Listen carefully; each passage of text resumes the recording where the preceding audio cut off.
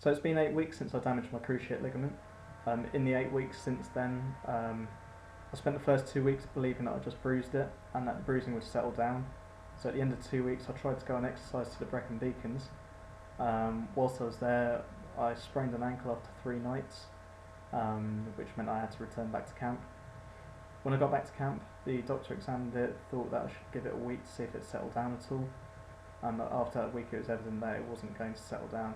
So I was referred for an MRI scan, and when the scan came back, it revealed I had torn my cruciate ligament. Since then, I've been going to various appointments, and I've just got through in the post today my appointment to see the surgeon, which I'm very excited about because it gives my mind something to focus on.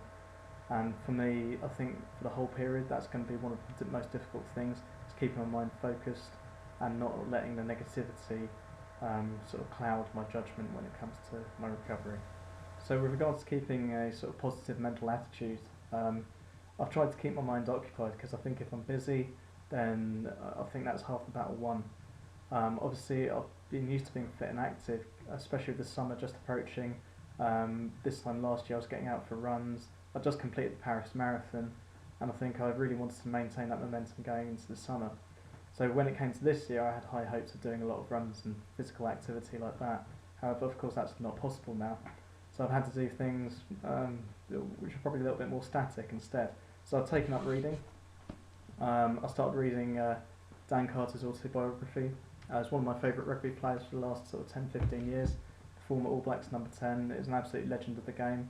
The book's a very good read, and if you're a rugby fan, I recommend giving it a go. In addition to this, I've booked myself tickets for this coming weekend to go to the European Cup semi-final for rugby, featuring Leicester Tigers, one of England's biggest sides, taking on Racing 92, one of France's biggest sides, who incidentally feature Dan Carter in their ranks. So I'm very much looking forward to going to that game, and also trying to find more sort of interesting and innovative ways of keeping myself focused and positive, not just now but for the entirety of my rehabilitation from this ACL injury.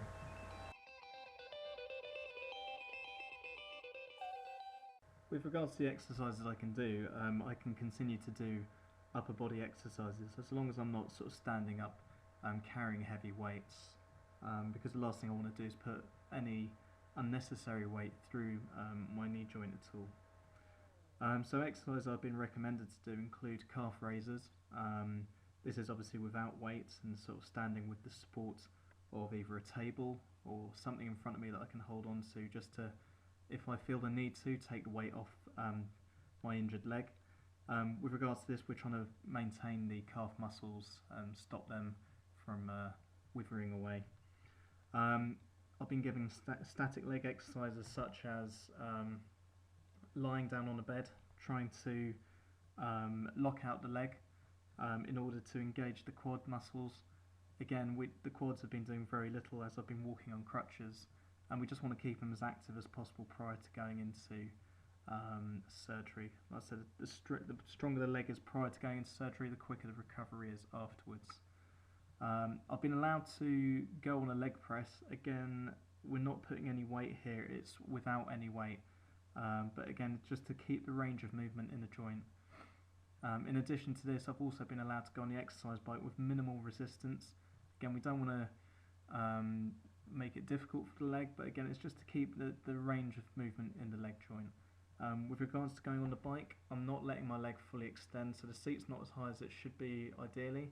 And again, I'm not having my legs sort of tucked up underneath me, so the seat's not ridiculously low, but it does allow a comfortable range of movement there without causing any additional pain. My biggest sort of cardio exercise at the moment is swimming. I'm using a float that you can see on the screen in front of you, which I put between my legs and sort of cross my ankles over to stop myself using my legs in the pool. And I just go with my arms either doing breaststroke, front crawl or backstroke, alternating between the strokes, mainly to stop myself getting tired. But these are the main exercises I'm doing currently. My next physio appointment is on Thursday, where we'll review this and look at the following week to see whether I need to include further exercises or continue with my current regime.